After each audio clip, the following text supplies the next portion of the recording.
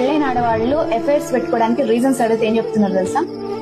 మా ఆయన నాకు టైం ఇస్తలేడు, పెళ్లికి ముందు మస్తు చూసుకుంటుండే మా ఆయన, ఇప్పుడు మాత్రం నన్ను పట్టించుకుంటలేడు.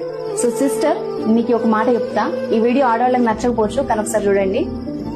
పెళ్లికి ముందు మగాడి ప్రేమ మాటల్లో ఉంటే పెళ్లి తర్వాత అది బాధ్యతగా మారుతుంది. అంటే ఎట్లా అంటే, మార్నింగ్ లేచినప్పటి నుంచి నీకు ఏం కావాలి, మీ ఇంటి కోసం ఏం కావాలి, ఖర్చులు ఎట్లా భరించాలి, మీకు పుట్టబోయే పిల్లల భవిష్యత్తు కోసం ఆయన ఏం చేయాలి, వీటన్నిటి కోసం పరిగెత్తుకుంటూ మార్నింగ్ స్టార్ట్ అయిన ఆయన జర్నీ, ఆఫీస్ లో పాలిటిక్స్ దగ్గర నుండి కెరియర్ టెన్షన్, ఫైనాన్షియల్ టెన్షన్స్, బయట ఇష్యూస్, ఇవన్నీ దాటుకొని ఈవినింగ్ ట్రాఫిక్ లో పడి అలసిపోయి ఇంటికి వస్తే మీ మొహం చూడంగానే ఆయనకి అమ్మయ్యా కష్టపడ్డందుకు రిలీఫ్ ఉందిరా బాబు అనిపించాలి. కానీ నువ్వేం చేస్తావు తెలుసా?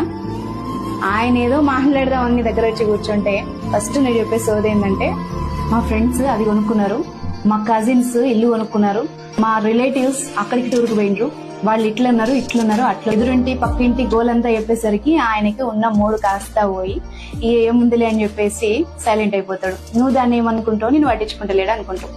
నిజమే, నాకు కూడా చాలా వస్తున్నాయి. చాలామంది నాకు కూడా మెసేజ్ చేస్తుర్రు, మా హస్బెండ్ నన్ను పట్టించుకోవట్లేదు, వర్క్లో పడి నన్ను అసలు కేర్కి తీసుకోవట్లేదు అని చెప్పి. మీరు కూడా అర్థం చేసుకోండి, ఆల్రెడీ మీ హస్బెండ్ జాబ్ చేసి వస్తాడు, చాలా స్ట్రెస్ ఉంటుంది, ఇటు మిమ్మల్ని చూసుకోవాలి. ఇంటికి వచ్చినప్పుడు అట్లీస్ట్ మీ ఫేస్లో కొంచెం హ్యాపీనెస్ చూస్తే చాలా హ్యాపీగా ఉంటాడు మీ హస్బెండ్.